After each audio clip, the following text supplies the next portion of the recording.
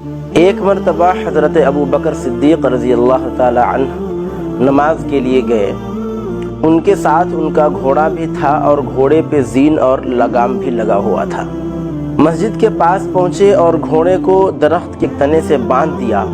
وہاں پہ ایک یہودی شخص بیٹھا ہوا تھا، اس کو انہوں نے کہا کہ بھائی آپ میرا گھوڑا دیکھتے رہیں جب تک میں نماز پڑھ کے آتا ہوں۔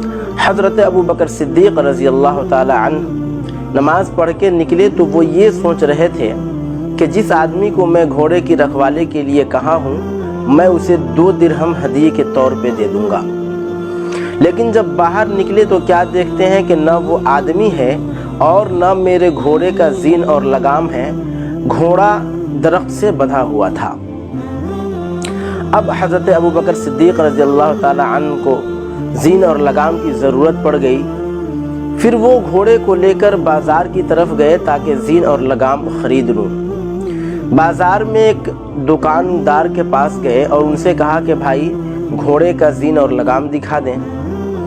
وہ شخص زین اور لگام جب دکھایا تو حضرت ابو بکر صدیق رضی اللہ تعالی عنہ نے کہا کہ بھائی یہ تو میرا ہی زین اور لگام ہے۔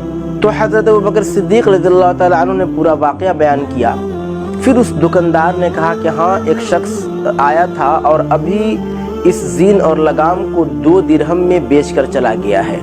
یہاں ایک سمجھنے کی بات یہ ہے کہ حضرت ابو بکر صدیق رضی اللہ تعالی عنہ جب مسجد سے نکل رہے تھے تو وہ بھی یہی سوچ رہے تھے کہ میں اس آدمی کو 2 درہم ہدیے کے طور پہ یا انعام کے طور پہ دے دوں گا، لیکن یہ شخص زین اور لگام چوری کر کے بازار میں جا کر کے بیچا تو اسے بھی کتنے ملے؟ صرف 2 درہم ہی ملے۔ اس کا مطلب یہ ہے کہ اس کو وہ 2 درہم ملنا تھا، یہ اس کے مقدر کی چیز تھی، لیکن اس شخص نے اس 2 درہم کو حاصل کرنے کے لیے غلط طریقہ اختیار کیا۔ اسی کو مقدر کہتے ہیں۔ آپ کے مقدر میں اللہ نے دنیا جتنی لکھ دی ہے وہ آپ کو مل کر رہے گی، لیکن اس کو حاصل کرنے کا راستہ آپ کو اختیار کرنا ہے، اور اسی کا قیامت کے دن حساب و کتاب ہونے والا ہے۔